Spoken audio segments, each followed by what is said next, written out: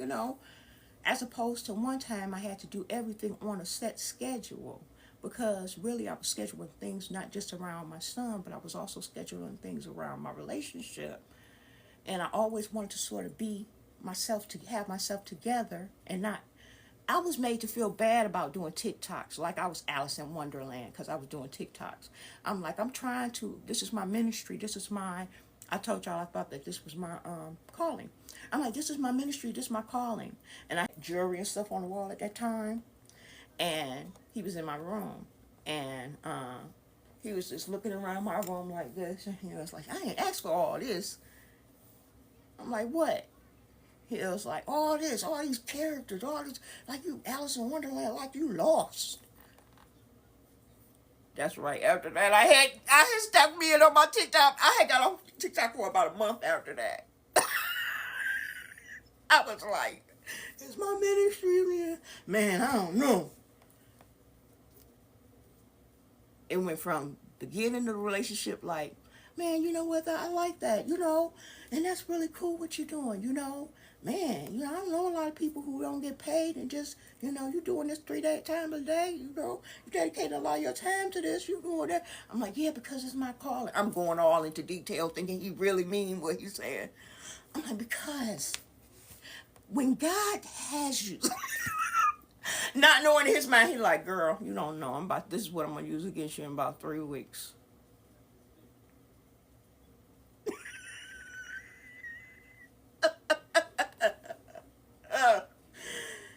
Oh my God. Yeah. So anyway, that is the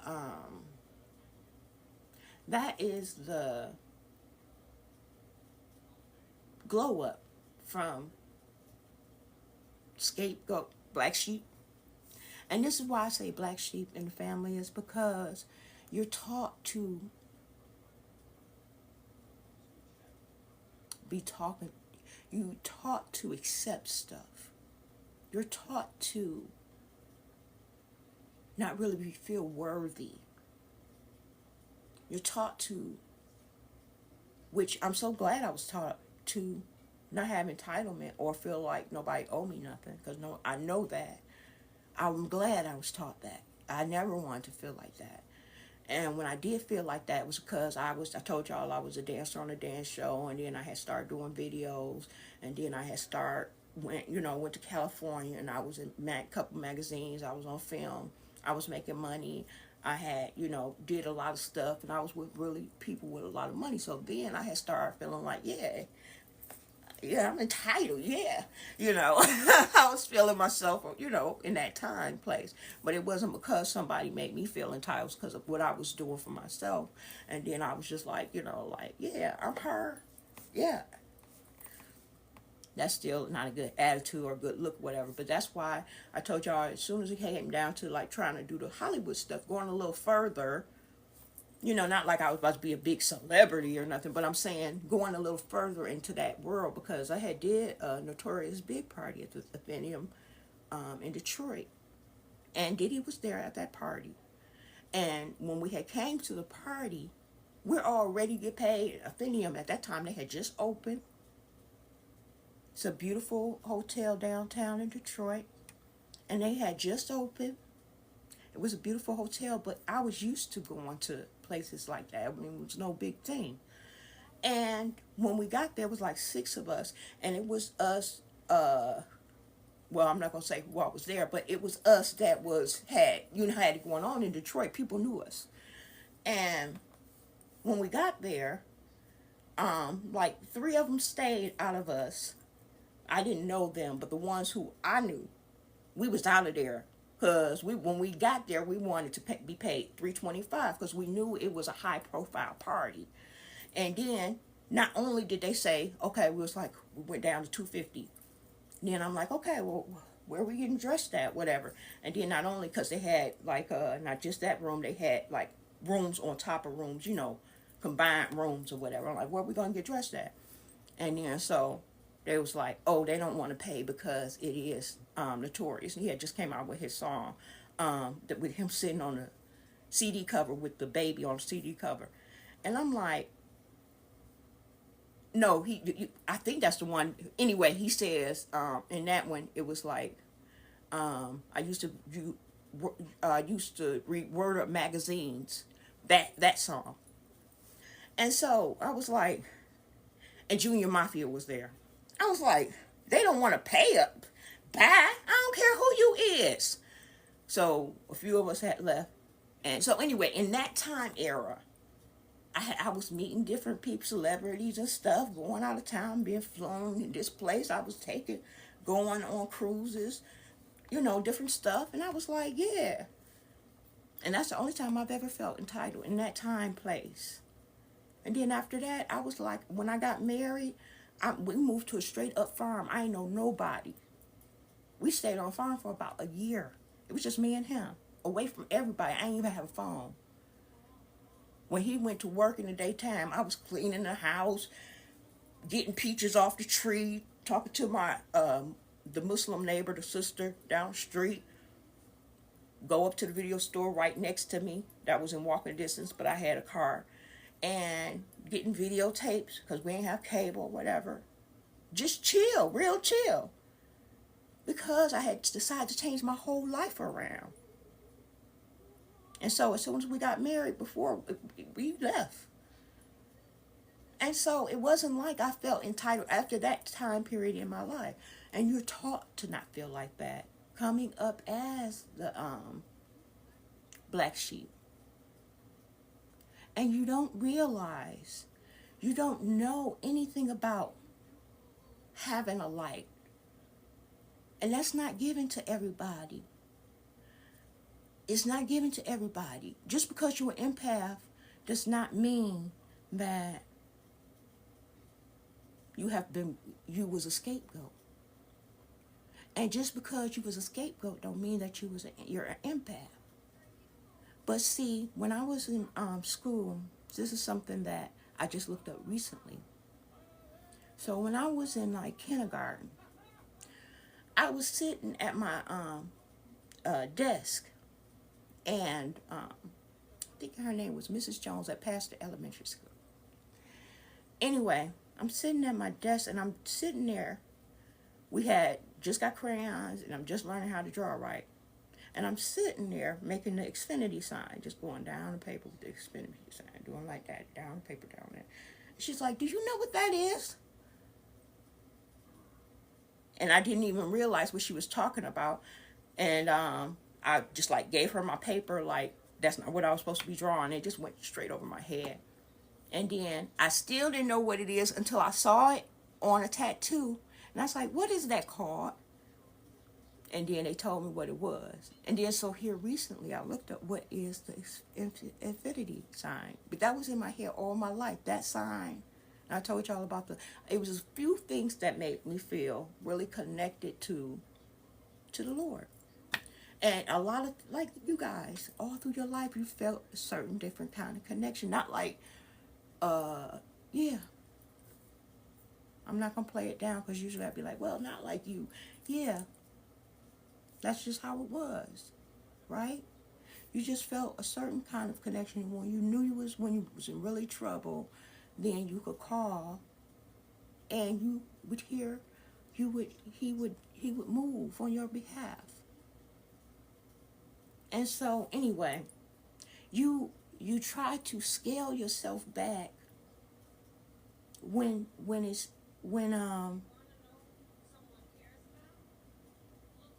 you get out of drinking and stuff like that. You try to make yourself just like you've always been made to feel.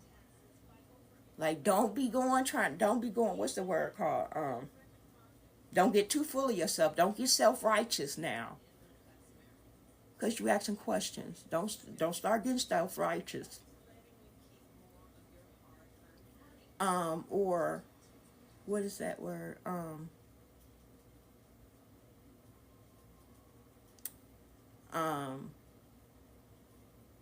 I forgot the word. Anyway, it's something that they say that, you're not supposed to do. So it makes you feel like, don't never feel like you really nobody. So you always try to, every time you be like, puff yourself up, you trying to make yourself feel more because nobody tells you. So you try to say certain things outward. And then as soon as somebody say something against that, then you be like, yeah, humble. Yes, that's right. Thank you. Thank you. And so every time you try to, say stuff to make yourself feel bigger, feel like, um, you just try to puff your own self up or whatever. And then when you don't get a response back or nobody, you know, whatever back, then you automatically feel like maybe I shouldn't have said that. Maybe I was trying to be, um, maybe I was doing too much. Maybe and then so it was a time where anybody, I don't care how much I put into myself. I don't care how much I spent on my outfits. I don't care what. As y'all see, I just started putting time back into myself. Oh, y'all didn't see because I wasn't talking live. But what I was doing was getting dressed up just for TikToks. But I wouldn't be dressed up at home. I would just get dressed up for TikToks.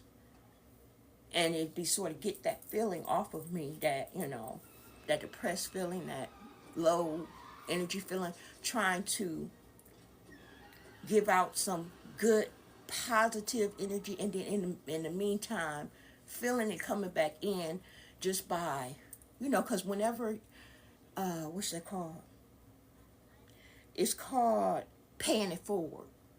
Whenever you pay it forward, it comes back. The world gives it back. God gives it back to you. I told y'all about that time where I had got stranded, and somebody was trying to, I actually ran out of a hotel room with no clothes on. Somebody was trying to shoot me. And I ran out the hotel room with no clothes on except brought my underwear. And I ran straight to my van, my minivan, and luckily we had it where the screwdriver turned it on or whatever. And I was on the road. I had most of my clothes in there anyway because it was just a trip that I was taking with somebody. And my minivan broke down. And I had clothes. I had put on my clothes in the car or whatever that was in the back, but in a big old hefty bag. And then while I was on the road back from that place to Detroit, long way from Detroit now, ain't had no money now. Soon as I broke down and I had got out, I had the hazard lights on or whatever. And really what happened was I ran out of gas, but I didn't know that.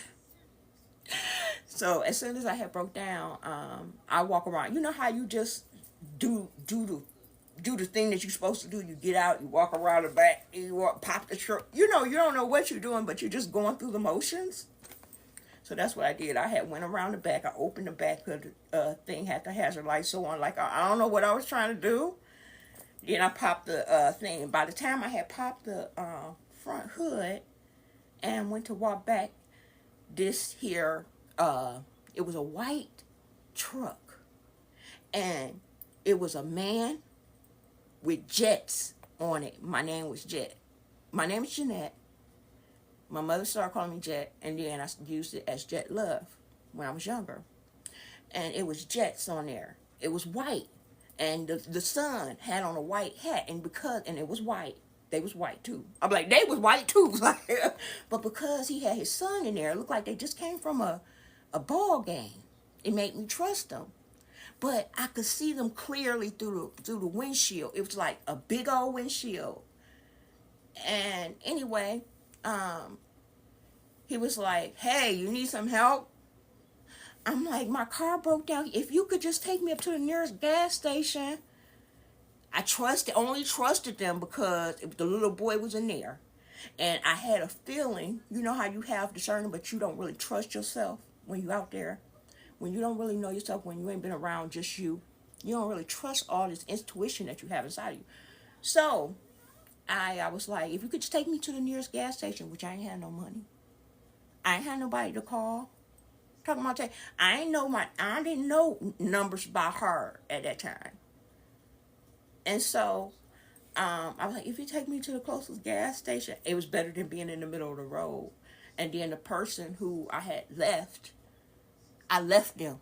And I know they could get a rental and they could see me on their way back. So anyway, I was like, if you take me to... So anyway, it was like, sure, hop in. And then so he was telling his son to get in the back. I was like, no, that's okay. So I got in the back. So they took me up there. Then they waited. It's like, everything okay? He waited for me. It was a McDonald's and a gas station at the same place. And he waited. He's like, is everything okay? I'm like, yes, everything is fine. I'm like, go ahead or whatever. And then he's like, did you call who you need to call? And I was like, well, I don't know people's number by heart, really. And I didn't really have enough change to... And he was like, he got me a card, one of those prepaid cards to dial from a regular phone. But I had nobody call. I was just fronting. And so he was like, where are you going?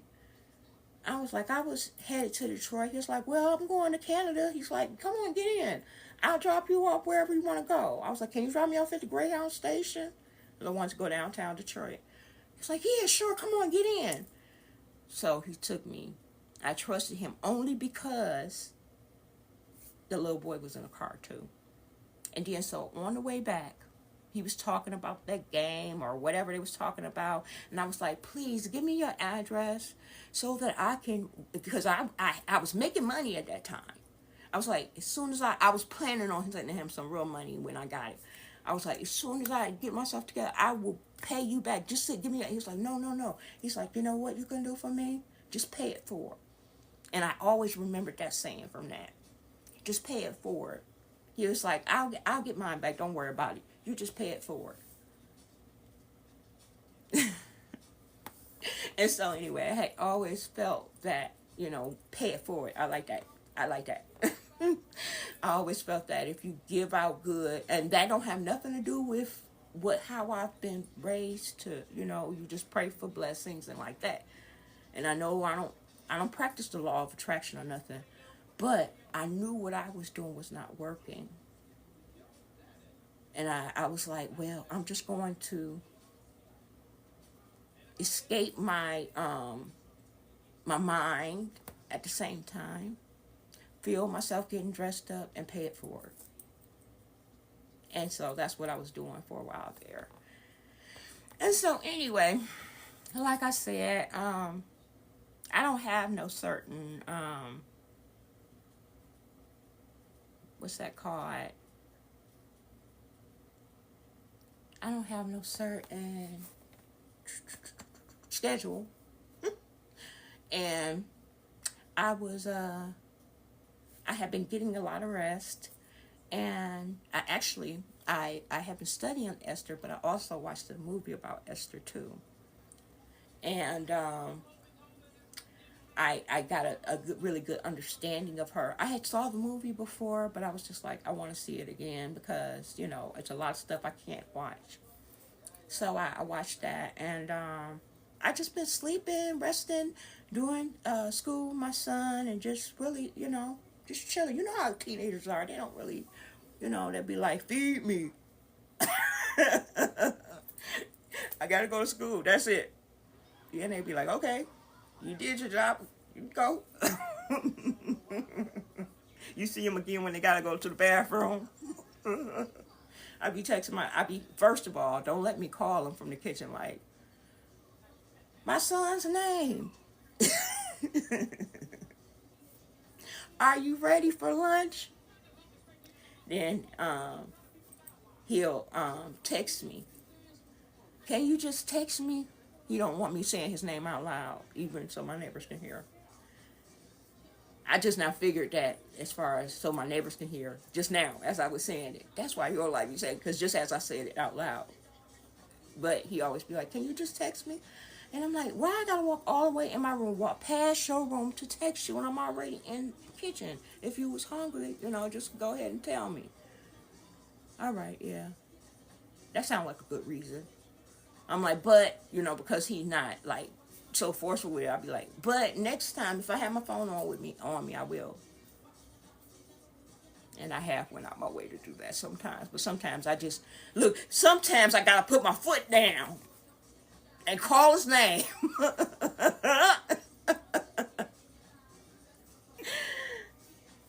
I was watching Bringing Down the House before I had got on, and I was like, the energy from the movie. I was like, it's Friday night, you know, tomorrow's the Sabbath. I'm like, I'm all boring. I'm like, no, I know what I'm gonna do. I'm gonna do a TikTok. And then as I was getting ready to do the TikTok, I was telling you guys how God was saying that, you know, I don't have to be on a schedule. I can, you know, the message I was going to bring forth on, see, like I told you, I was going to do it on YouTube, you know, so I get the points. But I'm not going to be doing that no more. I'm going to do what I want when I want. I'm not going to base it on trying to get no points and all that, because like I said, I'm surrendered, and now I'm not trying to do nothing on my own. I don't have to do that. So I was like, I'm just going to come on here with my family. And I know a lot of you feel like that about me too. But I know a lot of you probably don't. But that's okay. I'm talking about the people who do. And the people who have tuned in, I appreciate you. Anyway, even if you don't feel like that. Even if you tuned in because this is very abnormal and you want to see me slipping. Oh, something must be going on. Let me see. Ooh, I want to see it live. Ooh, I'm about to screenshot this. I'm about to screen save this. Oh, call such such. Yeah, man, it is. Like I just...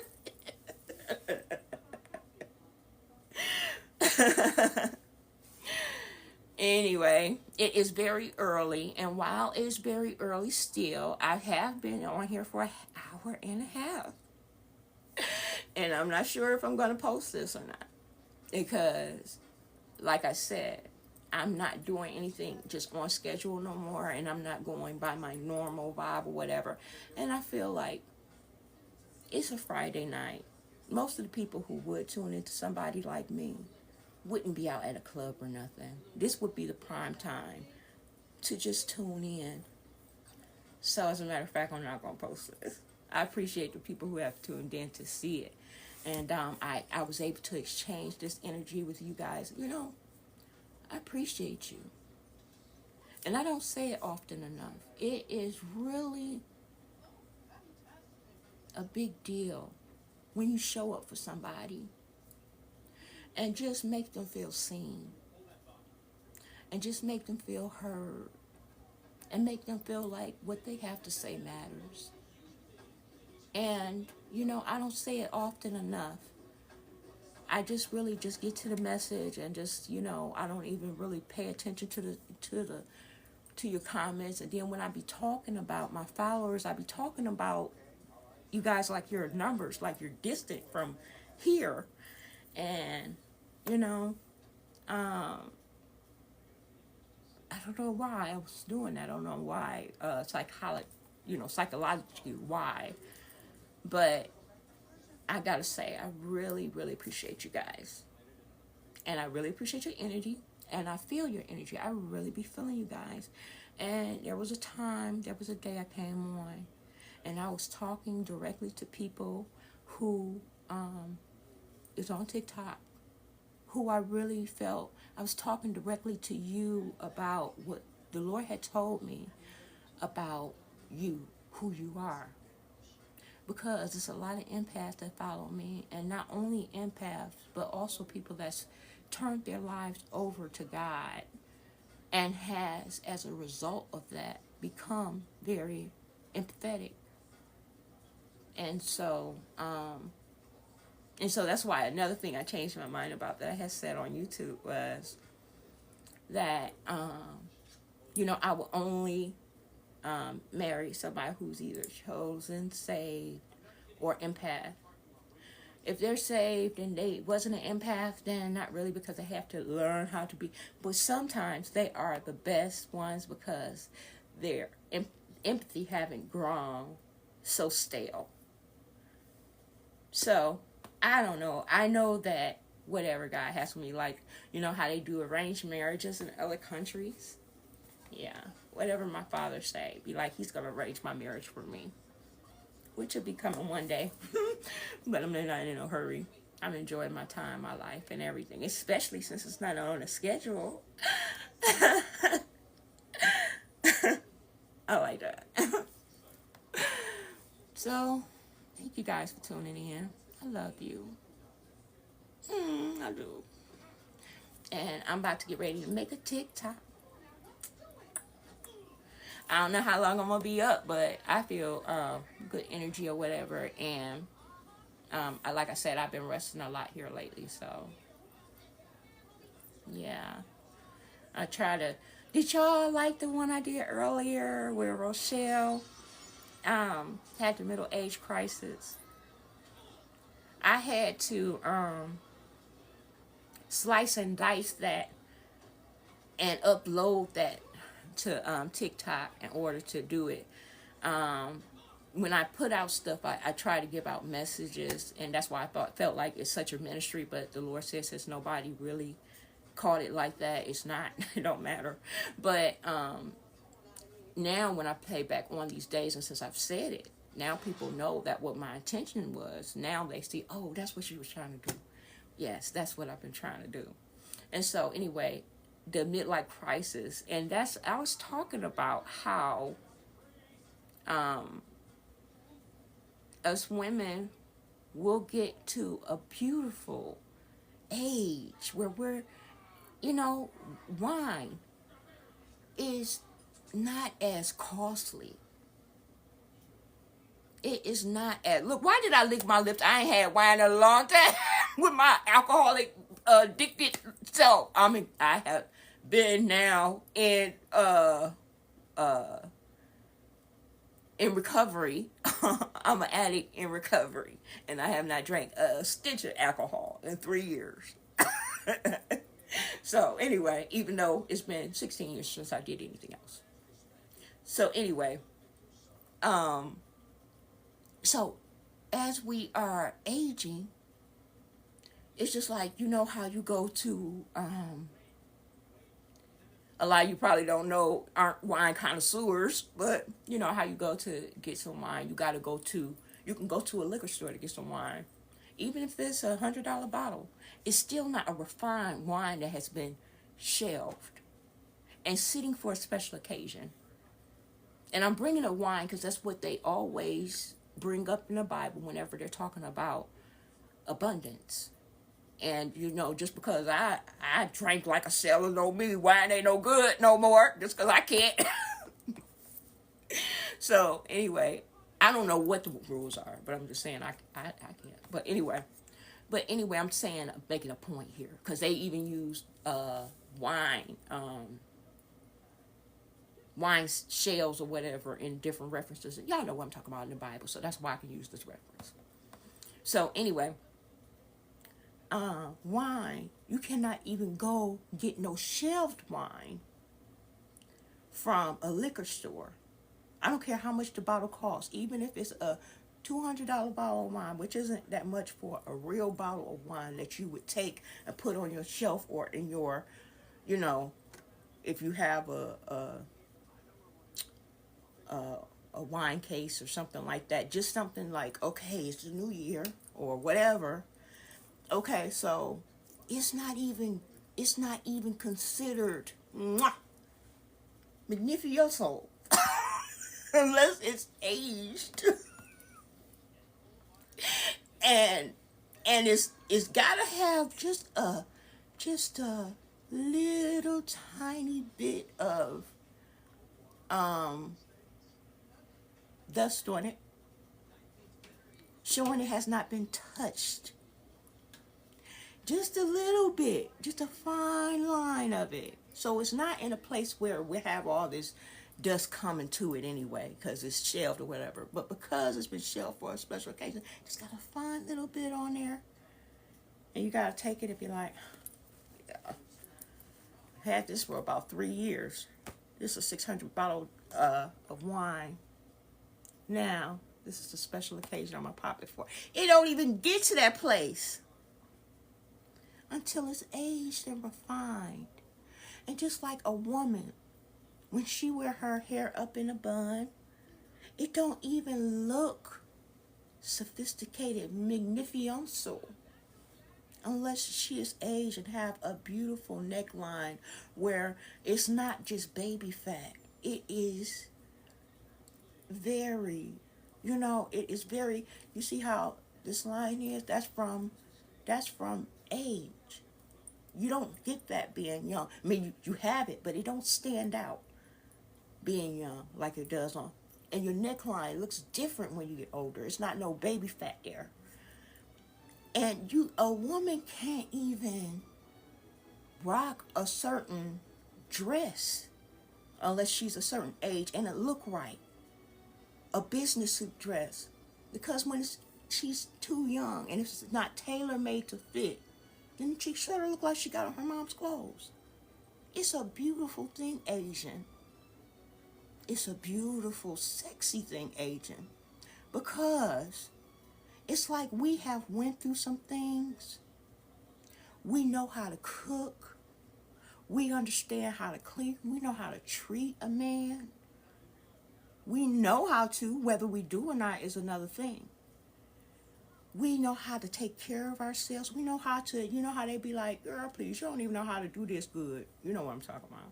It's too raunchy, but they say that for a particular reason, because there is a certain way a woman has to keep her body, and it's not learned a lot of times unless your mother tell you about it.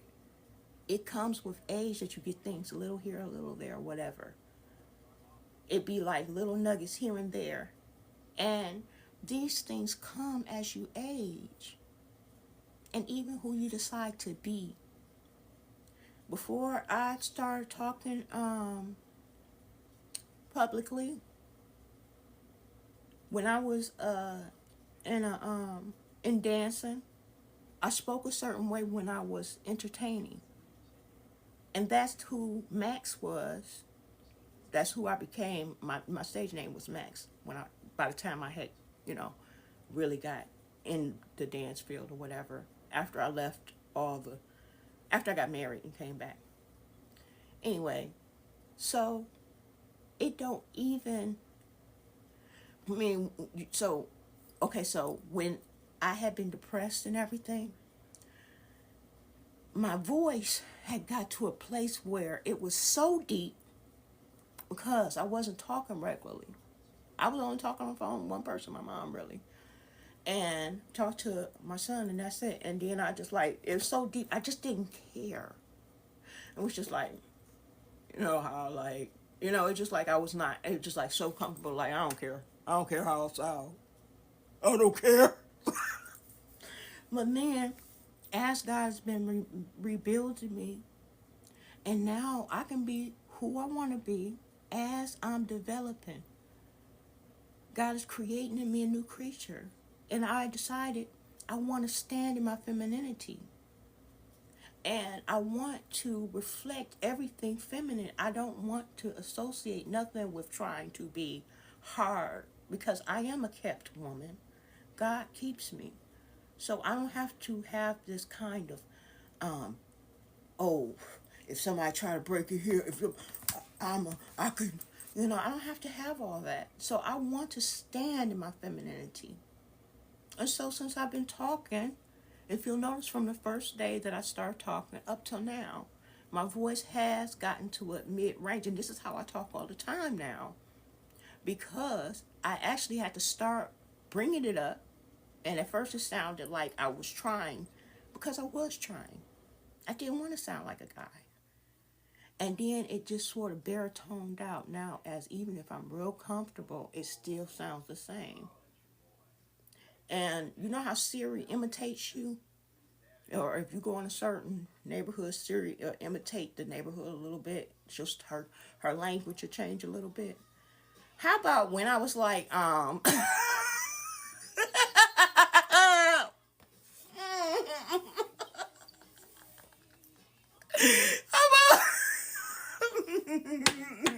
how about one day I was Siri? I was like, Siri. She was like, yeah. She was like, mm-hmm. I'm like, dang, this is how I sound. Anyway. Then I knew, I'm like, okay. But I still didn't change it. I don't care. I ain't care. But, that's why this has been really, really helpful for me for my own um, confidence, for my own deliberate trying to grow, deliberately trying to be better, and deliberately trying to represent God in the way that He's supposed to be by me the best I can. And so, anyway, even as a woman is speaking, as she ages, she knows who she is. She knows who she is in any situation. She don't change from one room to the next room. She don't go into this atmosphere and now her posture and everything has changed to fit the atmosphere. And that's something you do young without really knowing. You dress for, even if you dress the same way you're going in that atmosphere, your mannerisms don't change because who you are is solid in you unless you decide to change. It's a beautiful thing getting older, especially when you stand in your being older, especially when you allow yourself to be who you are. You know how Claire Huxtable, as she was getting older, she was aging appropriately. She didn't go get no juicy pants and put them on. No juicy stretch pants and put them on. She stood and I mean she wasn't even that old in that, but I'm just saying that type of, you know, that type of as you age, standing in your age. When you see a real woman who know who she is, and she might be thinking people ain't coming on to her or not talking to her because she not as attractive as she once was, or she not as sexy as she once was. No, they know they can't play with her. They know that she is not one to be played with. They feel like she's either already married, and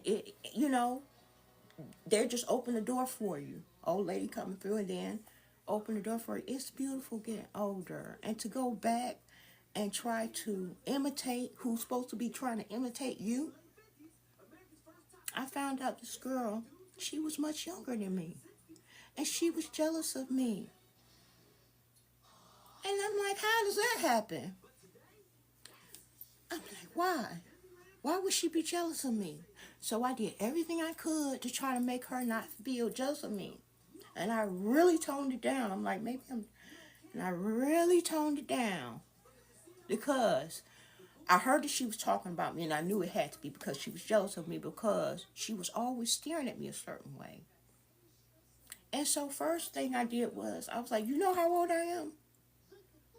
And she was like, no. And I told her how old I was. She was like, for real? I'm like, yeah, girl, I'm this age. I'm like, we shouldn't even be in the same bracket. She should be learning from me. She shouldn't be comparing herself to me. She should be like, oh, she should know something by now. Let me take some notes here. She dropping nuggets on them. She shouldn't be looking at me like a threat or somebody. I should be look at me like somebody she could take tips from. I should be influencing her, and like that. It shouldn't be like the other way around. She should be, not like do this, do that, but no, being able to take a couple pointers, just what I'm saying, even as I'm talking, you know, some things you probably didn't notice from coming from your own perspective, but you can notice from somebody else's perspective. And so, when you in a 10-year bracket, that's your age bracket. When kids they come up together, and they're in different. One is in high school, one's in middle school, one's in elementary. They don't have the same friends. They don't have the same activities or nothing because they can't compare to each other. That's why I kept bringing up how Saul should not have looked at David a certain way because he was not even in his. He was 10 years away from him. He was not even his. He can't compare himself because he should be better. He's younger. He's at the beginning of his life. All at the whole world is open to him. You know, the whole world's still open to you, but just in a different way. You've seen a lot more than this person has. So, of course, it's a lot more. They should be more beautiful. you know, as far as fresh. They should be more fresh. Our beauty is a different kind of beauty. It's a more reserved, dignified beauty. Theirs is a more,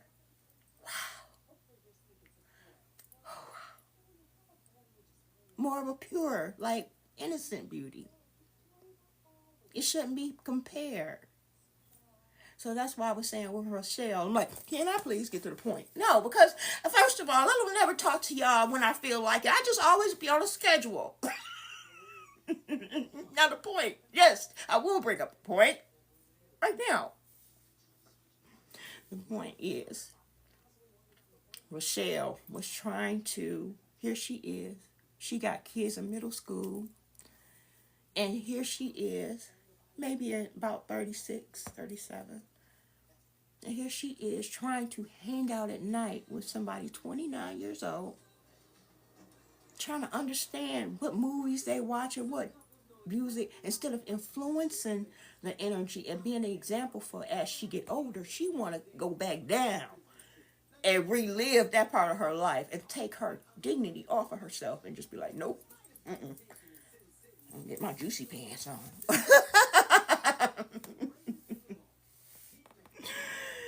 Anyway.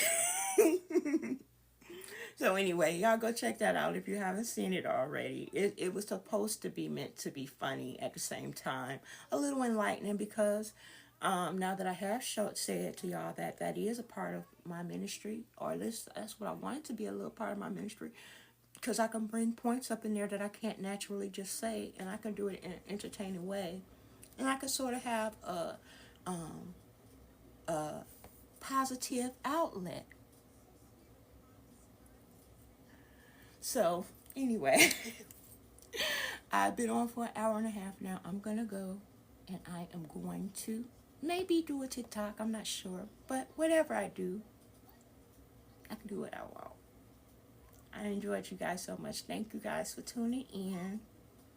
And I'll see you guys again soon whenever I feel like coming back online. Peace.